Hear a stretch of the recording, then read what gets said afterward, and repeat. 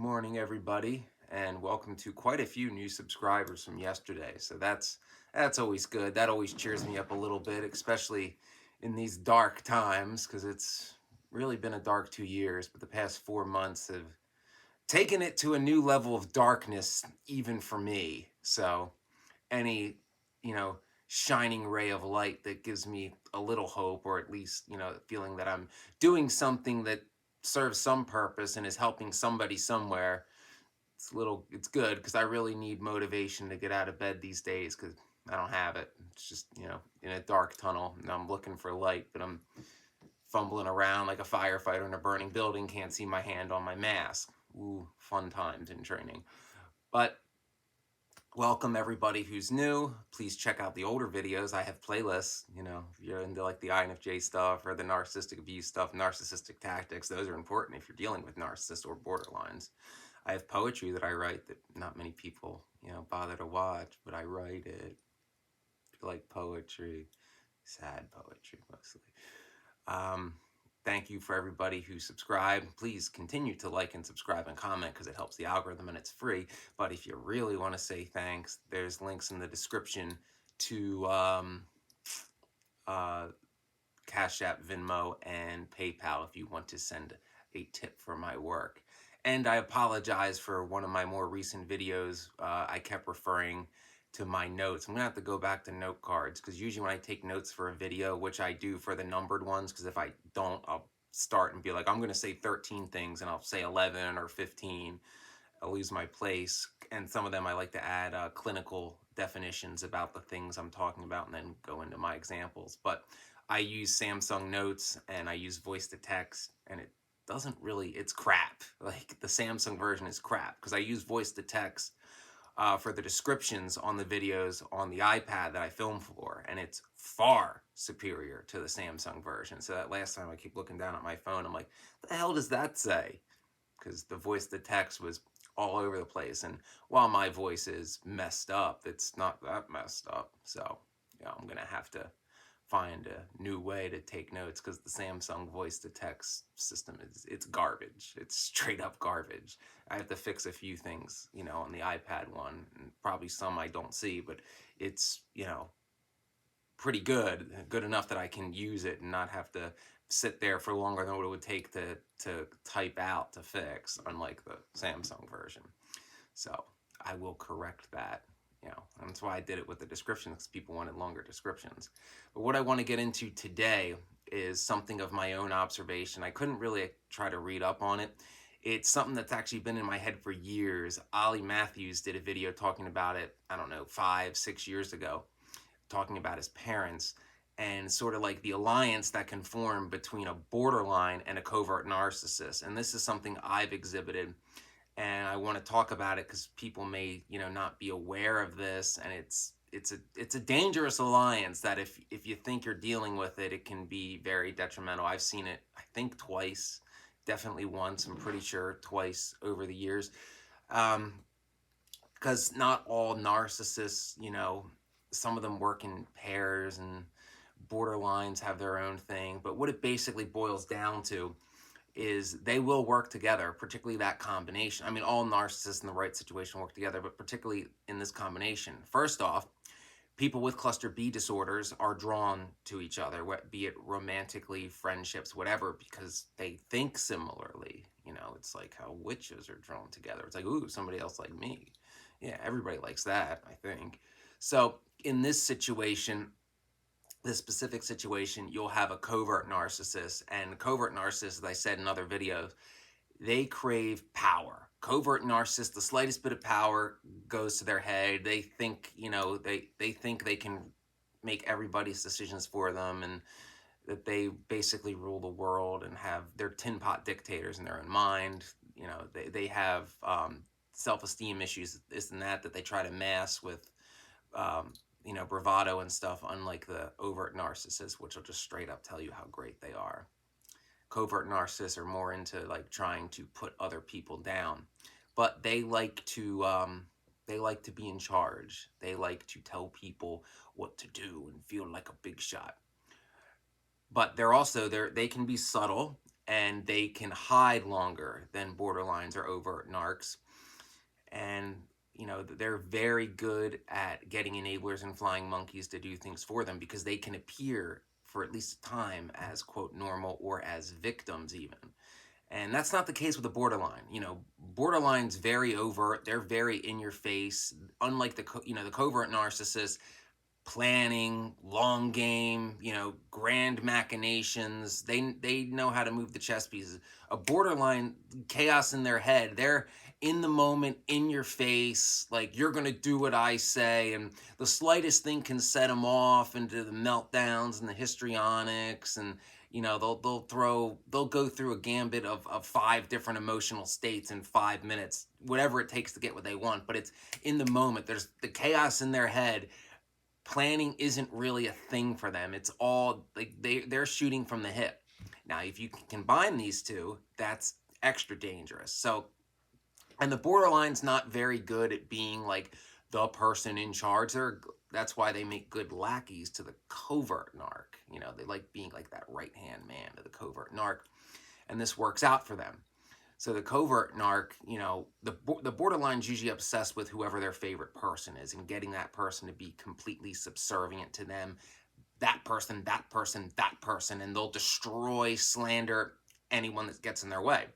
The covert narc wants control over everybody. They want everybody to admire them and tell them how great they are, and that, whatever it may be, the greatest person ever, and you're so lucky to have me, or no one could do that job but me, nobody works hard at me, that kind of thing. And in that situation, the borderline's very useful to the covert narc, because the covert narc's trying to appear like great and a big shot and all that. So they need an attack dog. Borderlines are great for that. So they need somebody that they can use to get in people's faces, to strike fear or fear of a freak out to help get their way. And the borderline, a lot of times, will go along with it, because the covert narc, as I said, craves power. So particularly in a situation where this covert narcissist may have a little power and be able to abuse that power to help enable the narcissist, or I'm sorry, the borderline, in whatever they're trying to do to get their favorite person to be subservient to them, because again, that's their main focus. The covert narc wants admiration from everybody. The borderline wants their favorite person to be completely subservient to them, and everybody else to excuse and dismiss their behavior, which, it's out in the open for everybody to see. What it is. Everybody can see it, but they want you to either feel sorry for them or to be afraid to talk about it. Got it? Covert narc doesn't want to be exposed. Borderline's like, oh, I do all this and I manipulate, but not if it's my fault. The covert narc's like, what do you mean? No, you're the narcissist. It's you, not me. I'm perfect. Yeah. So in this alliance, it's the covert narcissist that'll primarily do like the gaslighting behind people's back. And in this alliance, the gaslighting will enable their big picture plan to, be seen as the greatest thing ever and everybody admire them.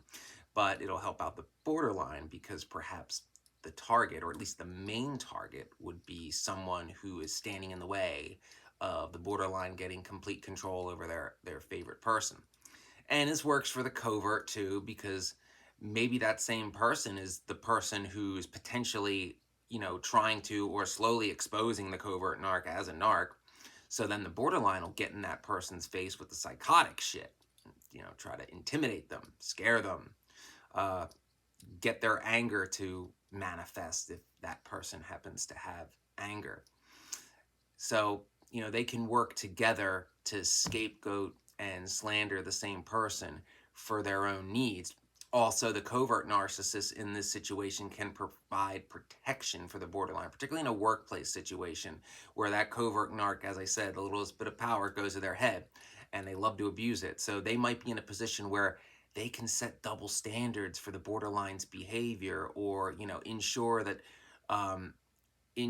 the scapegoat is like as beaten down as they can do, and that the borderline is as built up as they can in terms of like, rewards and making a job easier or harder on somebody. and turning, turning all against the one is art that's hard to teach, but covert narcs are pretty good at it. So in this situation, it's very dangerous, because if you have this alliance and you're the scapegoat, you're essentially being attacked on two main fronts. You have the covert narcissist trying to, turn people that are fond of you against you with the slander and the gaslighting and the backbiting and the rumors and the gossip and the twisting of facts and the rewriting of history. And then you have the borderline just straight up in your face, like threatening you, being overt. And the covert is also helping excuse that behavior, not only excusing it as like, oh, well, they can do that to you because you're you and they're them. They're actually actively trying to get sympathy for that borderline, to say like, well, it's not their fault. Like, you should actually feel bad for this person. They should get what they want because I said so, and I'm the covert narc, and I rule the world essentially. So that's the kind of stuff that you'll deal with if you happen to run into an alliance between a covert narcissist and the borderline. The covert's the brains behind the operation. They're the ones that are making the plans, that are, figuring out I mean, they both figure out their end game, but how to go about it and at what pace and to do, what and what steps.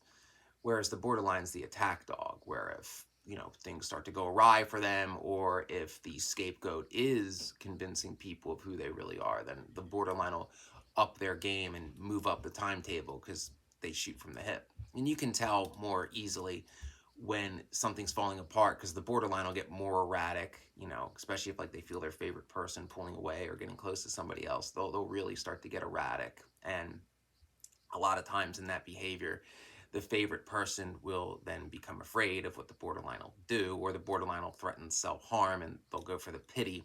And the covert will further enable that behavior. Like, oh, you must do what this person said, because I mean, look how poor them, never mind their, psychotic behavior, and they think their favorite person is their property. But, it's like, oh, the borderline is my lackey, therefore they shouldn't have to feel pain and get whatever they want, because I, the covert narc, rule everything, and what I say goes because I said so.